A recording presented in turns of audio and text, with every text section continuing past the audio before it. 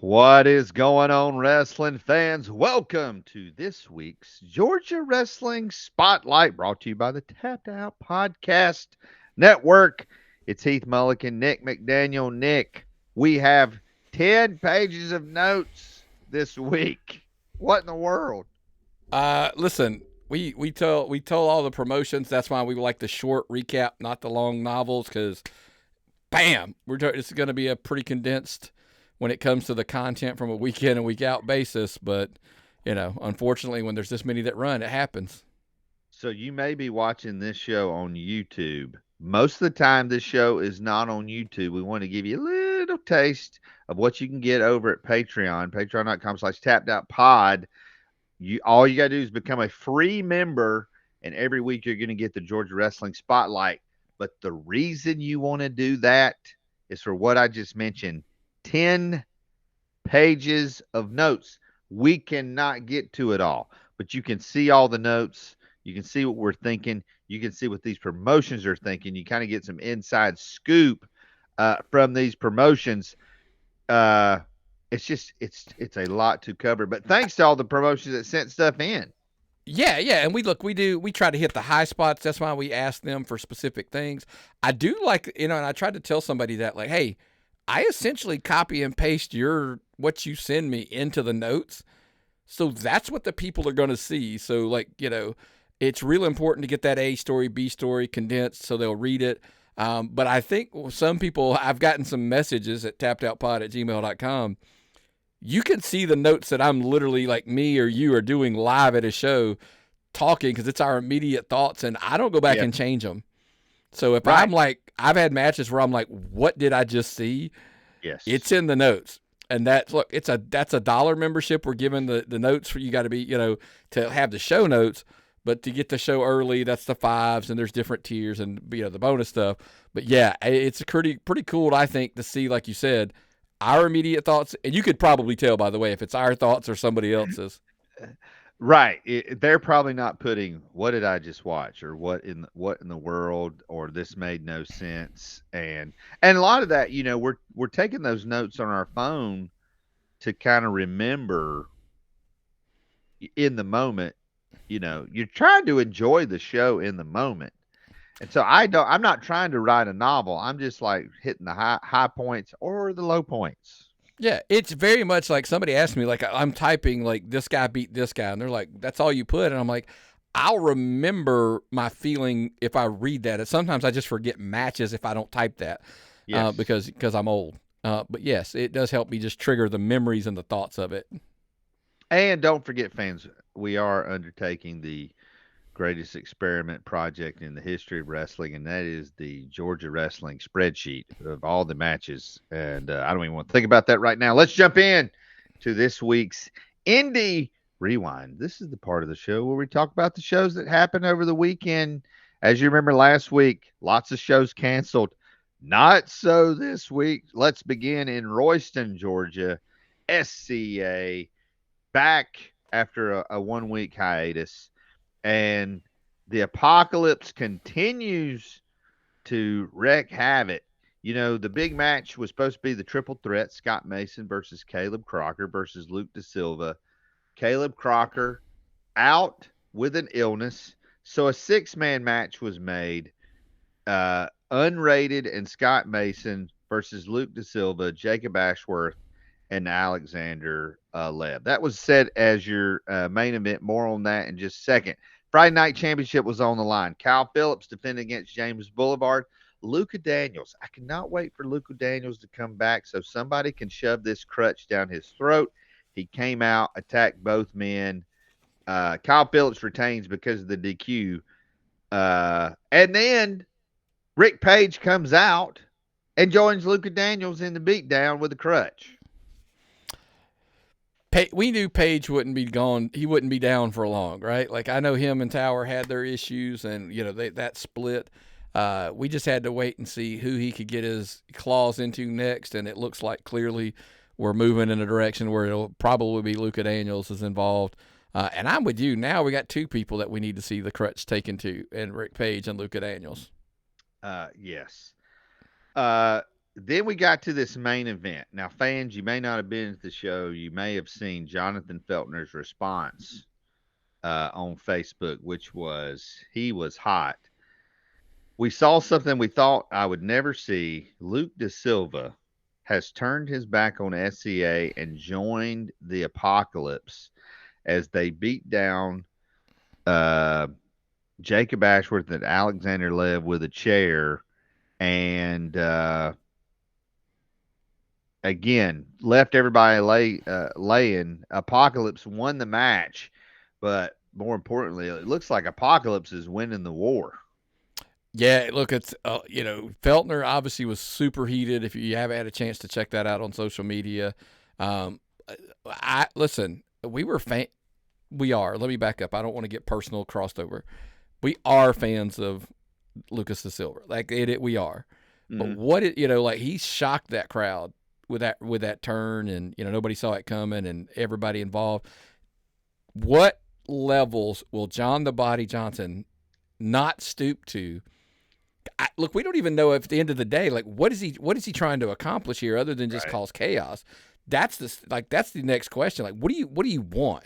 And I got a feeling that's what Jonathan Feltner's trying to figure out. And, for next week, trying to have a face-to-face with him. Like, what are you even trying to do? Like, what are we doing here?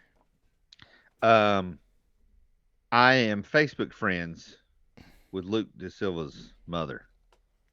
And she even would not let him sit at the same table as her on the way home when they were getting something to eat. So this goes deep. Like Luke De Silva has definitely not just betrayed SCA, but betrayed his whole family. And that would not have been a fun car ride home. Check out SCA every week. We'll get more on them in just a bit. Turnbuckle Championship Wrestling was in Buford, Georgia at the Tannery Row Ale House. You were there live and in living color. Couple of matches that stood out. Brady Booker and Vari Morales, the tag team you didn't know you needed to see, defeated the Root of KJ Impala and Dylan Leslin. What kind of energy did Brady Booker and Vari Morales bring to the ring? Dude, that's how they always say, like, oh, it's a character taken up to the level of 10. I think they broke the knob and kept going. Those two, between the Mexican rock star and the Brody himself, Brady Booker, man, they were just. Here's my thing. This is how much energy they bring to that crowd. They took it up a notch to the nth degree. That I sat there, and as I watched that match, I asked myself, do you need promoters? Do you need an entertaining tag team? Do somebody that you're like literally when your crowd goes home, they're gonna look, they're gonna remember, because we say this with all due respect to shows. Shows go out of their way to do all this crazy stuff, but there's usually one or two things you go home remembering, right? Like there's a couple moments that you really remember from the show. You can't remember 7-8 matches. You can't remember all the promo. There's a couple things. I promise you, those kids that were in that crowd. There was a birthday party there, like, up on that section, whatever. I promise you those kids go home, like, just jacked and wound up from the energy that Vari and Brady Booker put off. Book this team if you need a good entertaining tag team. Do you think, we've talked about this before, and I don't want to, I don't know. I don't want to go too far off the trail. Do you think Turnbuckle to me reminds me of a Michael Bay movie?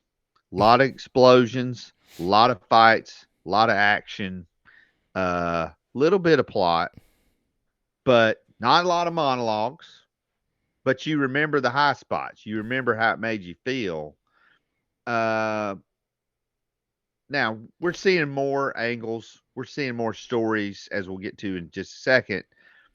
But do you think there's a freedom in Turnbuckle that maybe, because it's young kids trying to learn who they're going to be, do you think there's a freedom there that maybe not be in some other promotions? I think part of the excitement and the energy that you get off of it, it's not.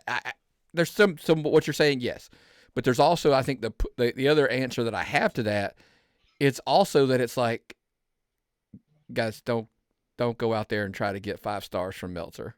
Yeah. How about we go out there and entertain the fans and let's have a good time?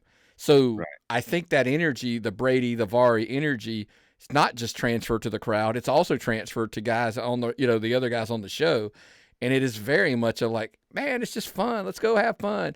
Nobody's out there like, I can't, I don't want to pull the curtain back a ton. Like, I don't want to lose. I don't want to do this. I don't want. No, everybody's like, all right, man, let's go have fun. Yay. Yeah. It's probably, honestly, it's probably one of the best locker rooms you're going to see.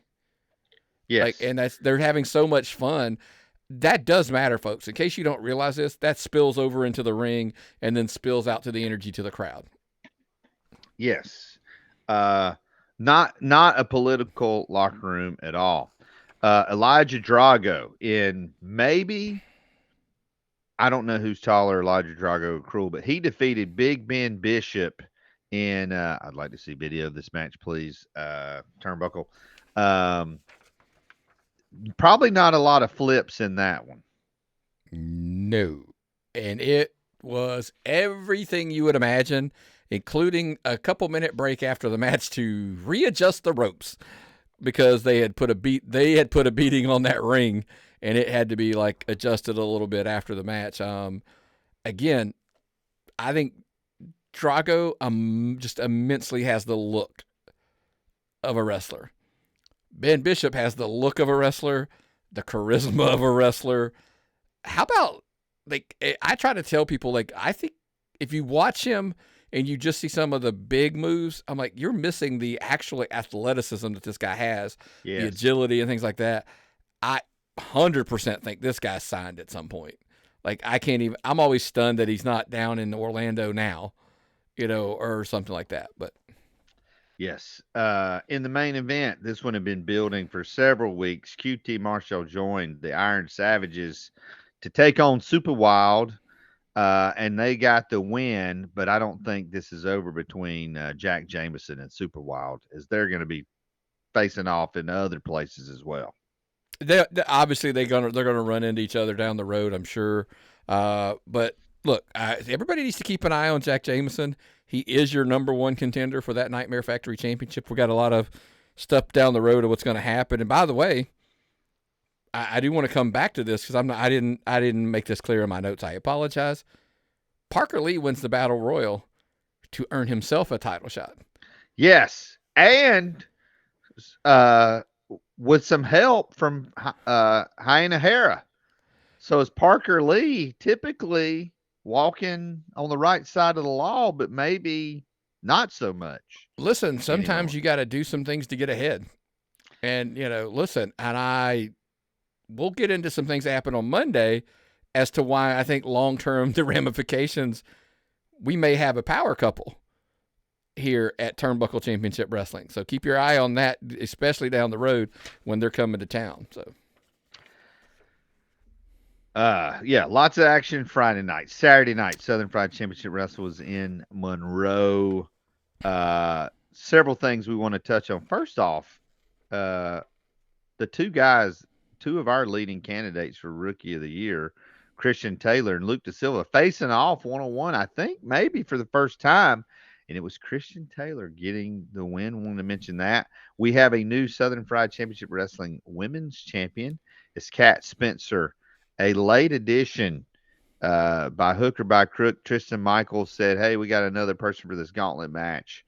And Kat Spencer wins that title. I know we don't want to, because we're on a clock today. We're on a running clock today. Kat Spencer, I want to take a moment to say, like, listen, we saw her, year plus ago when she was kind of starting to get in. And look, obviously the look, the physique, the build, the size, everything that she has going for her. Now to see how she's grown, even as the character, and she looks a lot more comfortable in that role. I was like amazed at watch. She's now got this crown. She's the queen of Southern Fried Championship Wrestling. Now, but later in the show, she captures that championship. I think. Go check out if you haven't listened to this week's Tapped In episode. We went over the awards, and we always think one of the most challenging categories to judge is that women's. I think 2025 is like, hey, I think immediately right out of the gate in January, Kat Spencer. And look, I'm not saying she's chasing that, but I'm like, hey, she may not be chasing it, but she may have pushed herself immediately in chasing that conversation of her 2025's Female Wrestler of the Year. Absolutely, absolutely. Uh, you had you talked about this on the other show, the Hoochie Daddy segment. We don't know what they're calling the this new show with I think it was the Nagicism. Hoochie Daddy Lounge or something like that. The Yeah, yeah. Hoochie The Daddy Lounge. I like it. yeah. The banner was I was behind the banner, so I didn't kind of catch it from the front, but I'm pretty sure it's something like that. He called out Self Delay, attacked Seth Delay, and then Carly Bravo came out and made the save. And in a surprising match, Carly Bravo and Seth Delay took on Nagicism and Nate, and it was Seth Delay and Carly Bravo. Carly Bravo, not somebody we see a lot in Southern Fried, but making the save and getting a big win. So Carly Bravo, that Southern Fried was his early stomping grounds at some of his early titles in his career. It did a lot of growing there. It's kind of where I like, people like, hey, well, that's kind of where I first started seeing Carly Bravo, and like that's where I kind of was like, okay, I'm a Carly Bravo guy. Like that's where I became a fan. But yeah, so it was kind of cool. Like, hey, I put a post out there, and I mean it 100%.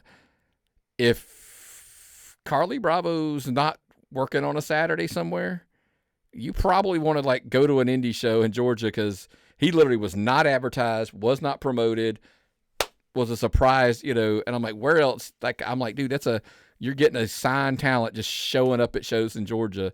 So I'm a huge proponent of it. Like, just go check it out because you never know where he's going to show up.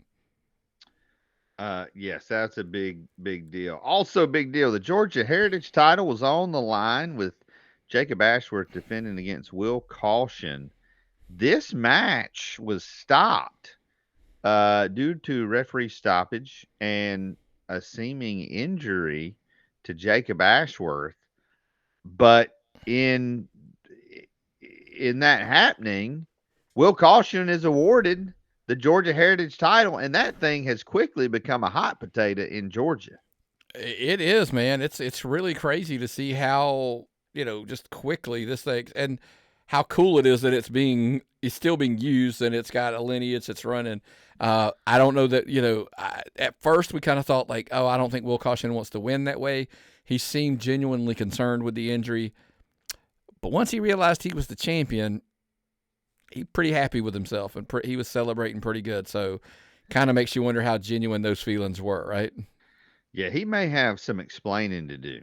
Sal Renaro, out of nowhere. Well, not out of nowhere. Sorry. Sal Renaro always. No, you listen. With all due respect to Sal Renaro, it's out of nowhere. It's like his return to Southern Fried, basically his return match. So yeah, you could say it's out of nowhere. It's not a disrespect for talent. And speaking of out of nowhere, Sal Renaro is your new Southern Fried Championship Wrestling Heavyweight Champion. So on this show, new Women's Champion, new Georgia Heritage Champion, and a new Heavyweight Champion. It feels like what is happening at Southern Fried, and we hadn't even got to the main event yet. Yeah, and look, so this one's a little like, look, we're massive fans with Sal, and I mean, I think there's a great explanation to it because I was there in the building and I kind of saw how this all played out. Marv hit the ring. There was a lot of people ref was out, Sal's out. Marv hits the ring, bam, hits, CT Keys, takes him out.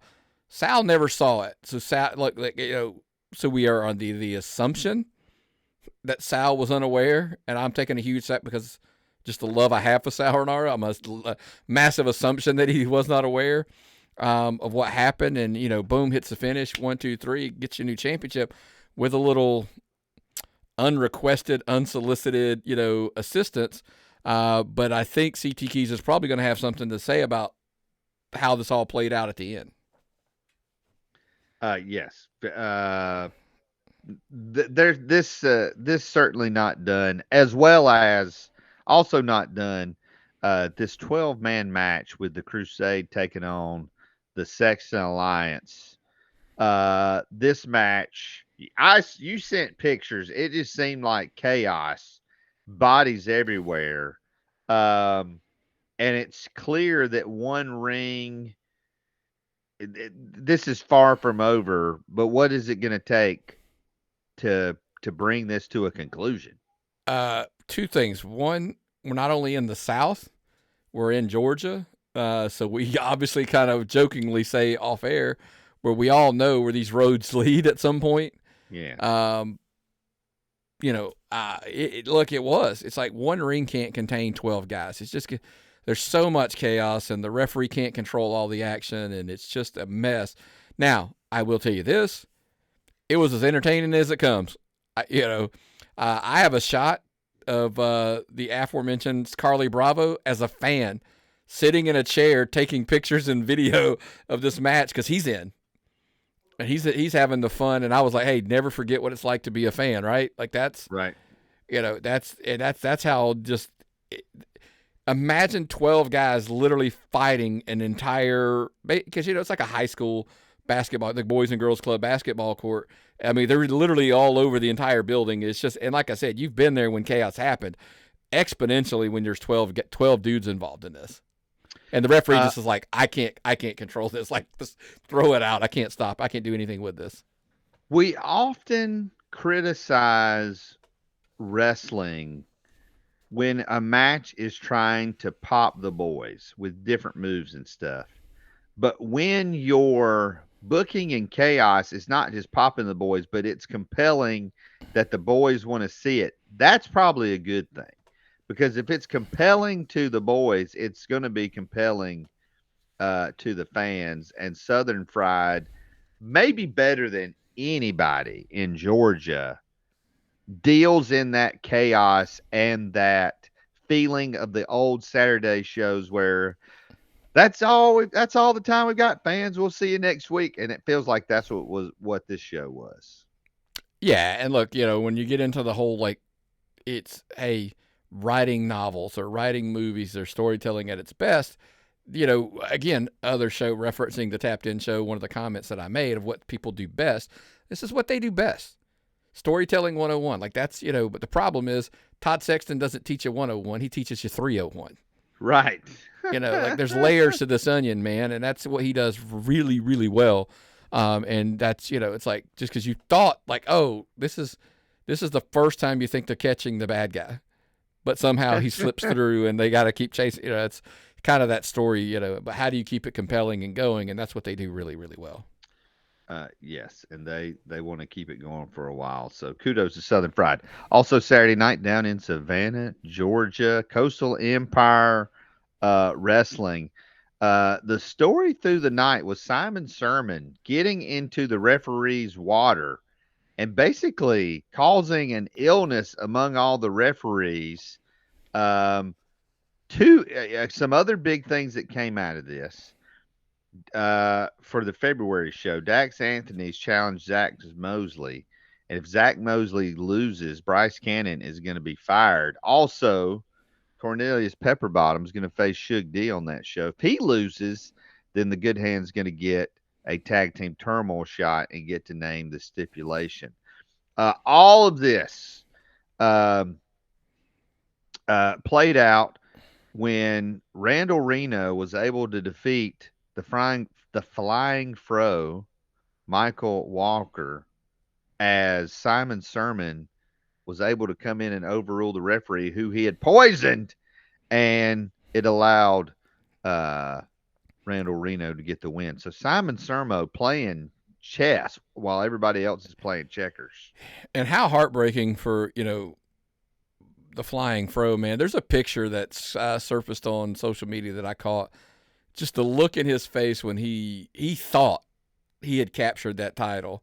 And when it was taken, essentially just stolen away and taken from him just kind of like the look on, despair on his face. Like that kid's come so far, even after, he was that chaos champion, lost that to Hakeem Young, earned an opportunity. Now he's getting an opportunity. He's like, hey, he thought he had climbed the mountain and literally just snatched away from him. That just, you could see the heartbreak in his eyes. And that's what we always talk about, right? It's emotion. And you could it's the emotion jumped off of the, the phone as I was looking at the picture on my phone. But, kudos to that kid, man. It's, that was a tough beat to say for sure. Again, Coastal Empire, You had Hakeem Young defeated Cam Jackson to retain the Chaos title. Alex Kane defeating Grayson Pierce. Coastal Empire making waves. Did you see some other? Speaking of making waves, did you see there's a tag team that we're big fans of, whether we like them at every place or not? As far as their personalities go, they sometimes kind of get lost. The Superstars Yes, down yes. there picking up a win at Coastal Empire. So good on those kids for making the drives down there and getting on some more shows, because they're actually hitting a few places down there now. And is it funny that you and we were talking last night about some things promotions need to be doing, and Coastal Empire did that. They've already released the graphic for their next show, and it's going to be a big show. And of course, we're going to have more on that later. Premier All Star returned to Carrollton, Georgia. This is one we've been looking forward to. The Grapplers cost the Hierarchy in their match against the in their match for the U.S. Tag Team titles against the Country Gentlemen. And the Grapplers not only cost the Hierarchy those titles, but once again stole and left with the Premier All Star Tag Team titles. We talked about 2024 was the Hierarchy's year, on the Tapped In show, but they're off to a bumpy start. Everywhere they're off to a bumpy start, and we'll have to see what 2025 looks like. But right now at Premier All Star, the Grapplers are really getting the upper hand on them, show after show after show. So hopefully I'm sure they're hoping they can turn this thing around. But right now, here's the thing. Like we always talk about, typically the Hierarchy has the numbers game advantage. Yes. Maybe not always the case when it comes to the Grapplers. Well, there's 37 Grapplers. So, correct. The other match we were really looking forward to was Stevie Ray Frost defending against Kyle Matthews. Stevie Ray Frost with one of the biggest wins of his career. Somebody actually sent us a video of this match, so I'm looking forward to watching that. But now it's going to be Stevie Ray Frost and Terry the Rocker Lawler. They're going to be picking each other's opponents for that, for the February show, and then they'll be facing against each other for the Premier All Star title at the March. So, again, lots going on. Make sure you follow Premier All Star Wrestling. Forever Pro Wrestling was in Rome, Georgia, Saturday night. Their biggest crowd to date. The big story here: Joe Black was not in Carrollton to help the Hierarchy, but Joe Black, the first ever Forever Pro Heavyweight Champion. Look, we discussed this a little bit last week when we talked about the show and promoting the show for the upcoming weekend, and we made kind of a pick of who we thought, and I had made the comment of man, there's just Joe's the guy. I can't knock that play. That's a great one. Because he looks like the champ, dude. I mean, it's when he walks in with the gold around his waist, it's that's as believable as it comes, right? Yes. If you're trying to start your title lineage off legitimately, Joe Black is a great person to start with. The question here is, we have seen,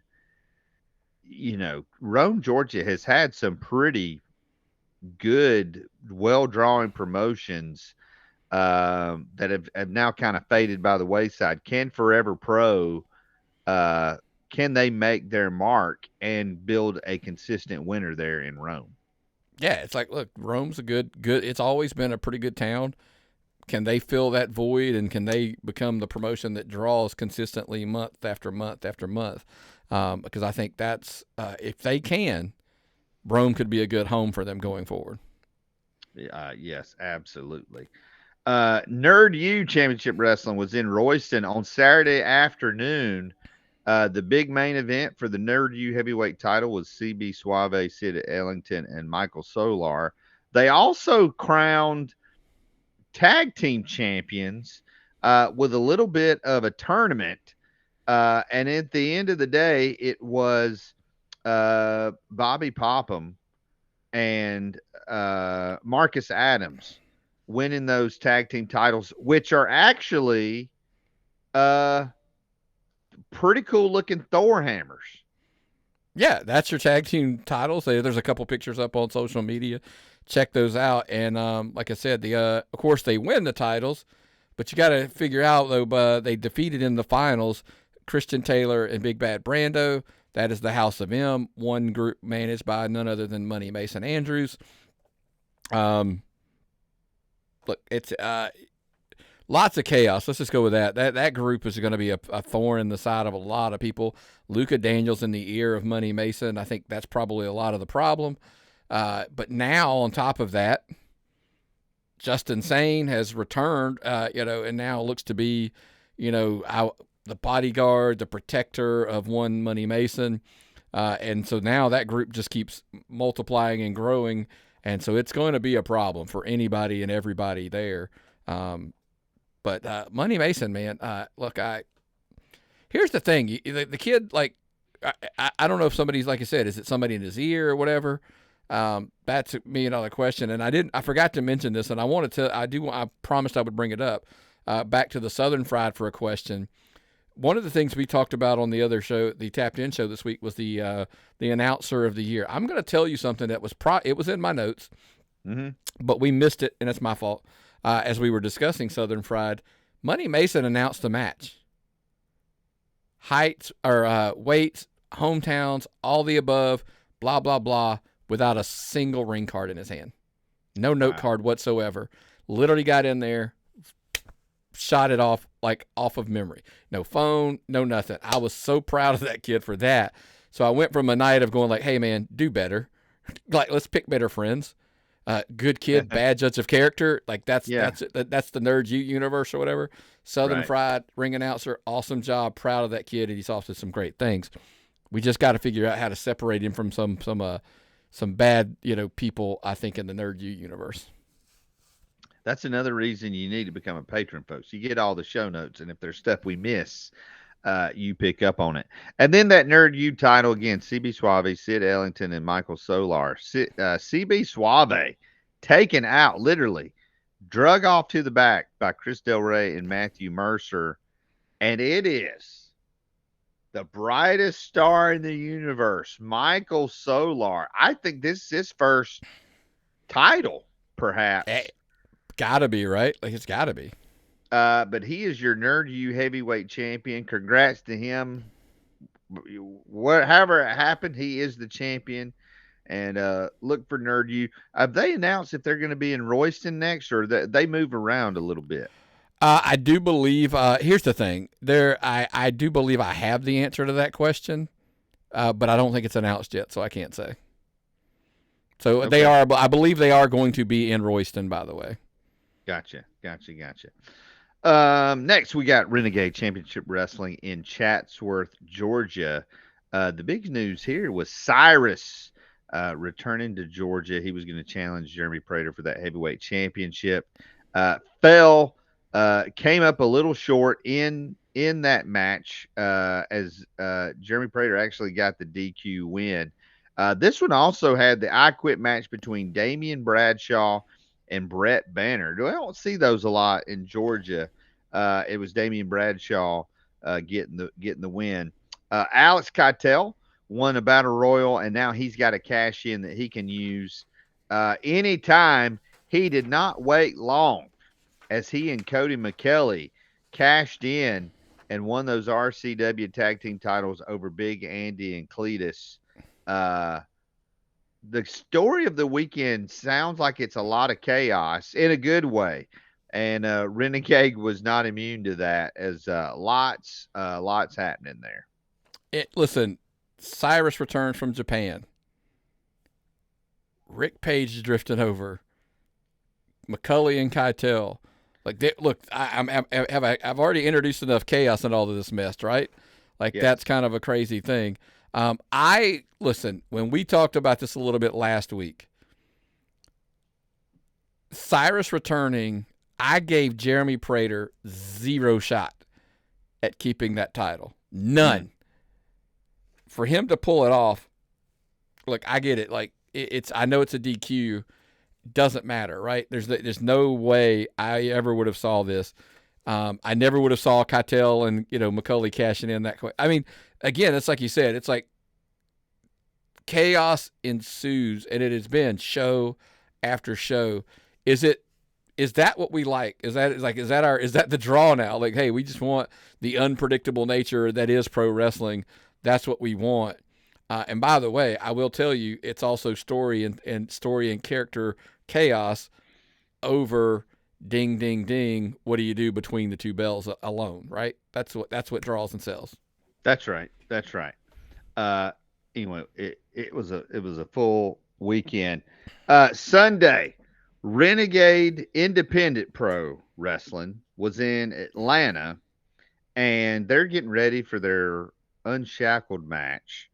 And they had a gauntlet. Hakeem Young defeated Prince Apollo, Blackjack Max, and Dennis Glass to qualify for that unshackled match. And one of the things that I saw, one of the matches here that I'm hoping there's video of, Adam Priest taking on Dominic Stuckey and getting the win with a pile driver. Dominic Stuckey is somebody whose name I think we're going to keep hearing more and more as he's kind of branched out and getting in more promotions. But when they throw you in there with Adam Priest, they're throwing you in the deep end. Yeah, absolutely. And that look, I've had now Dominic Stuckey as a member of this crusade there in Southern Fried. He obviously is involved in RIPW.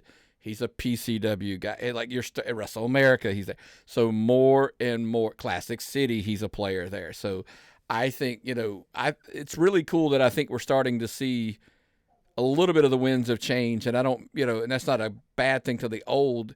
It's cool to see a lot of this younger, newer talent. And I know Stuckey's been around for a minute. I get it. Yes. But I just meant the guys that are leveling up and starting to kind of push that top tier guys. It's really cool to see some fresh blood and names coming into that equation. Absolutely. Absolutely. You mentioned you had a very full weekend. It ended last night on the big holiday. You were at the Monday Nightmare shows in Watkinsville, Georgia.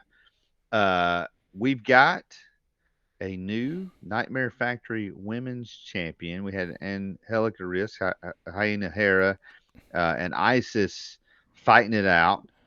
And it was Hyena Hera getting the win and becoming the new Nightmare Factory women champion.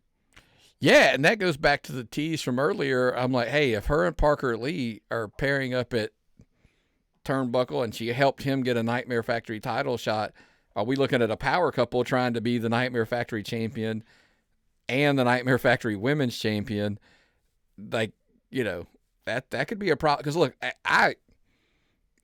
you can disagree with the motives and the tactics. We always talk about that, but Parker Lee, take nothing away from that kid and his ability. I mean, he was on the Ring of Honor tapings that we were just at, or I was at in Athens.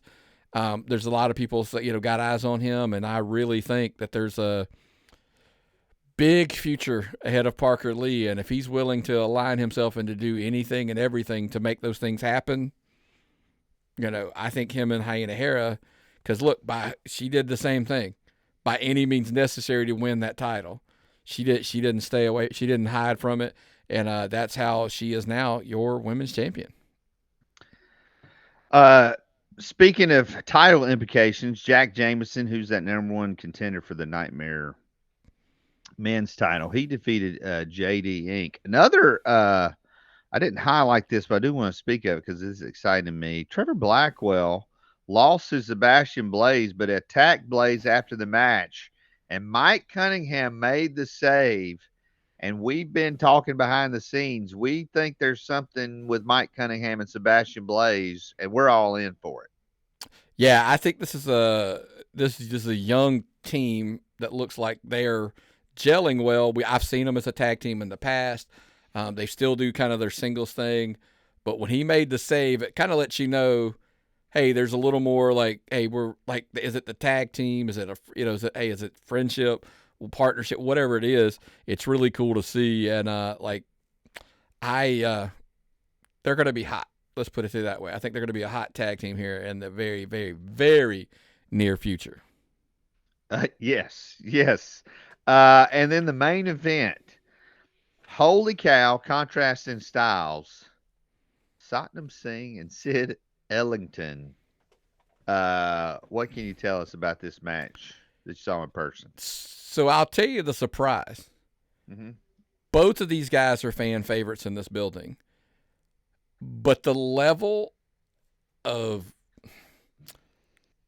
passion and love that this Watkinsville / Athens crowd has for Sid literally got Satnam booed. Like that to me just was mind blowing.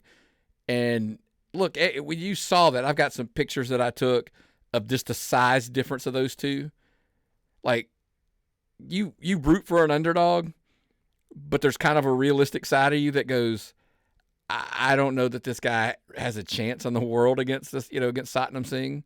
Mm-hmm. And Satnam manhandled him at some points. But the crazy thing was, the fans never gave up on him. They cheered him. They loved him. They were behind him 100%. He lost when he gets pinned. He got like a massive ovation. Even like they respect the fact that underdog would not quit. Like Satnam had to do everything to finally put him down and get the 1, 2, 3. That's the kind. Look, say whatever you want. That's what I want in a wrestler. I want my guy to go out there and get that kind of emotional investment from the fans, because there are people that are like, I'm going to buy a ticket to come back and see this guy because he has no quit. He's a massive underdog, and they're his guy. They are literally, I say, Sid is their guy in that building, and it's just crazy. But yeah, Sid's over, dude. That's all I could say. Sid is over at those shows there in Watkinsville. If you haven't seen him wrestle, does anybody in Georgia have more heart than Sid Hellington? I don't know. Yeah, I mean, look, it's Watkinsville shows. They do a couple. It's the crazy thing. Turnbuckle runs a show there on I can't remember which Friday it is off the top of my head. I'm sure I'll get popped for that one. It's off the top of my head. I can't remember. It's like the third or the second or something. Anyway, and then they run the Monday shows. It's a great opportunity for a lot of these young guys to try things out. You're going to see some, and it's cool to see that, by the way, from my perspective. One of the notes that jumps off the page to me is Dennis Glass. Like, hey, this kid's finding a little personality to him. He's showing a little bit of a, he's got this, the crowd clapping and dancing and singing with him. And I'm like, all right, it goes back to what the Sid is, right? We talked about it. It's because of emotional attachment. And that's what he did. I mean, he got the crowd behind him just literally in an entrance. That's what you want. 100%. So the big question with all the action this weekend, who won the week? Yeah. I mean, look, it's a lot of stuff running this week, man. It's a question we do every single week, man. I think for multiple reasons. I think as you and I were looking over, I think we were in 100% agreement. I don't think there was no argument. And it was Southern Fried Championship Wrestling. I even said to you, I can say it now. I said to you, I'm interested to see how they draw. And they drew very well.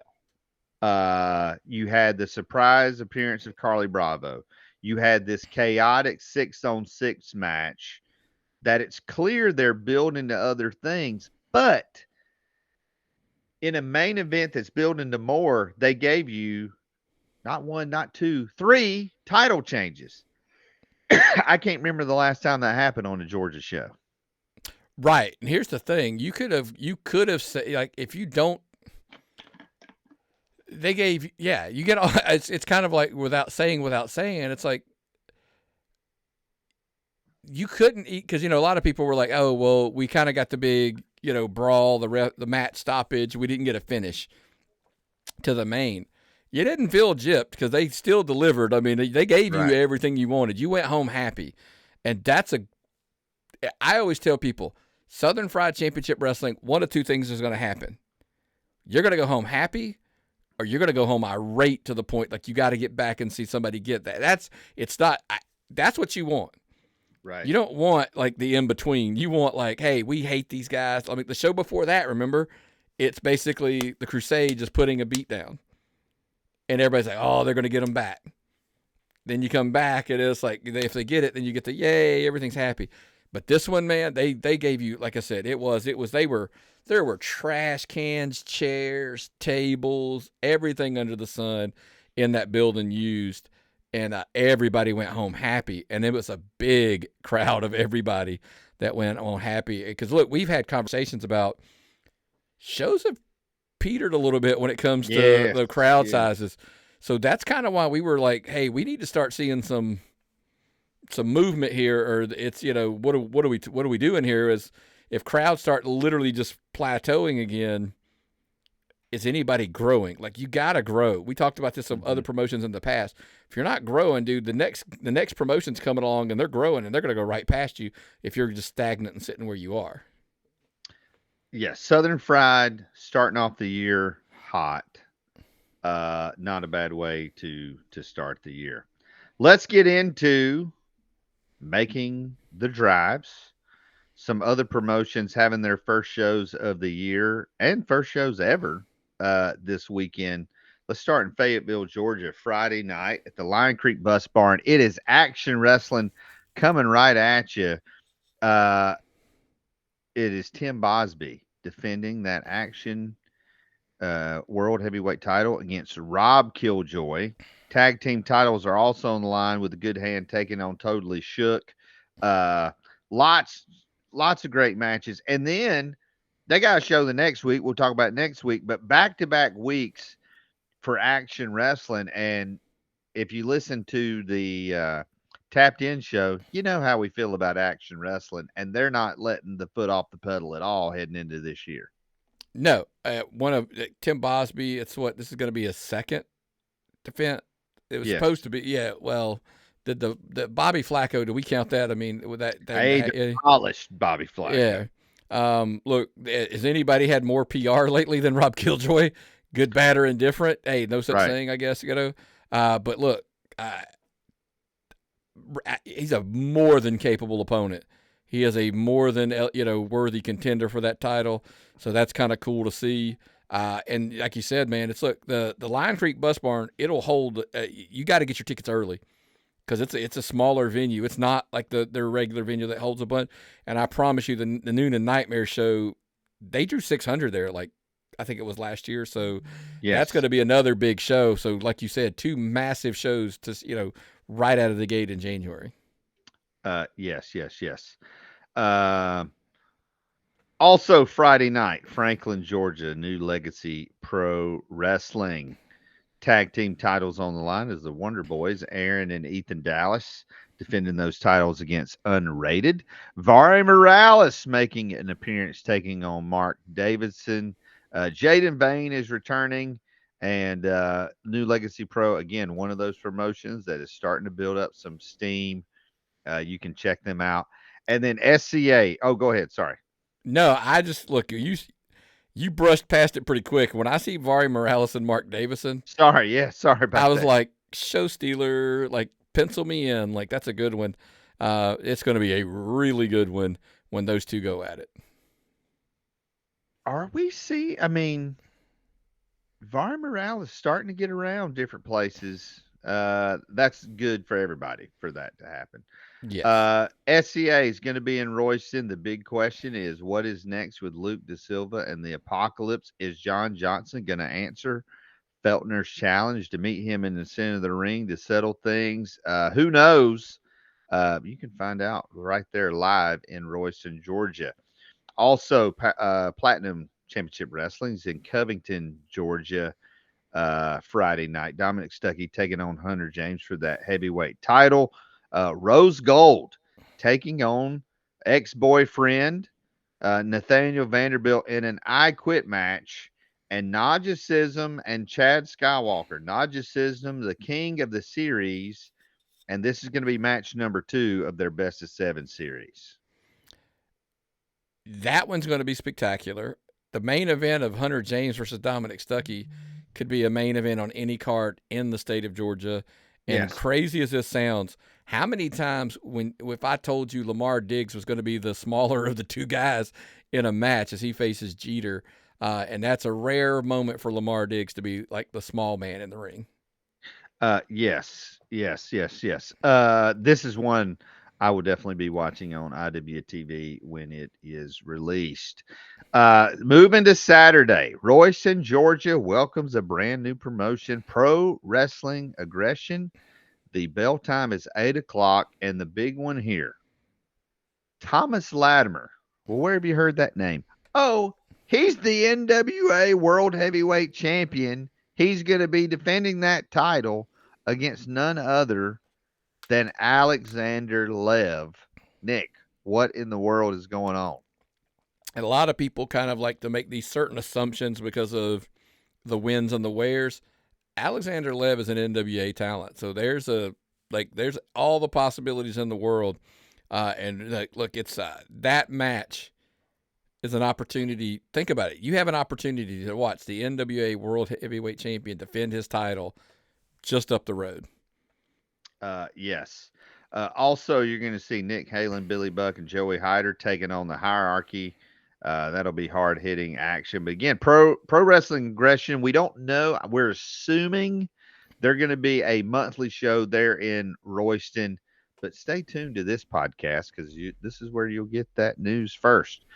Georgia Championship Wrestling Saturday night is going to be back in Buckhead at the Got to Be Rollin' Event Center. And Hunter James is going to be hosting the celebration of the new GCW champion, Sean Nelson. Tag team titles also on the line. Jacob Ashworth takes on Brandon Watley, and Ty Rose is going to be making his debut. This is a second generation wrestler in Georgia. Yeah, man, it's going to be a fun show. It's kind of eager to see what role Hunter James is going to play there, with Sean Nelson. Look, not a huge fan of the personality of one Sean Nelson, but I know Hunter James loves championships, so anytime he's saying he's celebrating you, watch him. That's all I'm going to say.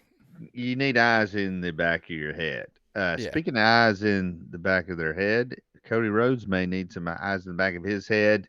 Saturday night's main event going to be on NBC and Peacock on Saturday night. This is the second one they've done. How are they scheduled to do 4 of these this year? Or do you know how many?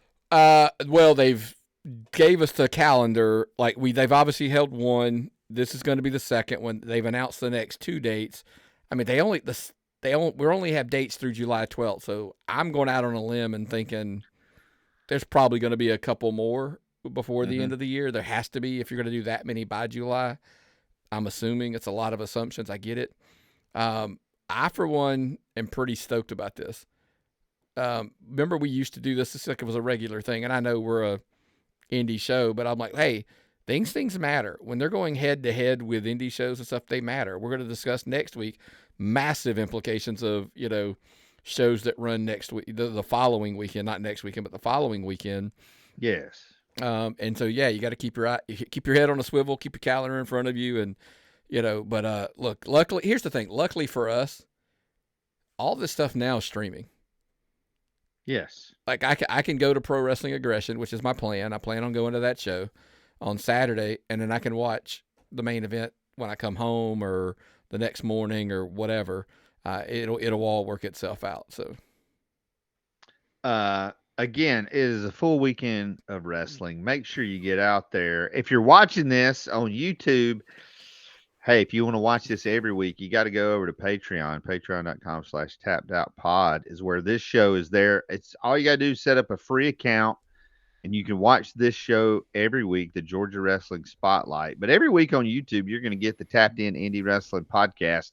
On this week's episode, if you haven't watched it yet, we talked about Carolina's Professional Wrestling Awards and the Georgia Wrestling History Awards. We made our picks. That's coming up Sunday night. Nick, I'm haven't bought my ticket to the gala yet, but I am planning on being there. And I guess I'm gonna have to wear a coat and tie to this thing. What in the world? I guess you're supposed to get all spruced up for it and stuff. So I'm not really sure like if you've got something flashy enough for the event. That's the I mean. You got to break out some Jordans and your tennis shoes because I know you got plenty. Yeah. You know what? I didn't think about that. I could throw on the coat and the tie and throw on some Jordans and I'll fit right in. Fit right Yeah, in. get And your jeans, the Jordans, and the shirt, and the tie, and the sports coat. There you go. yeah, and who knows? Maybe make some new friends there on Sunday night. Well, fans, make sure again, thank you. Make sure you're staying tuned here every week for the most in-depth coverage of all of Georgia wrestling. But thank you to all our patrons and supporters. Get out to some of these matches, and maybe somewhere along the way, we'll see you at the matches.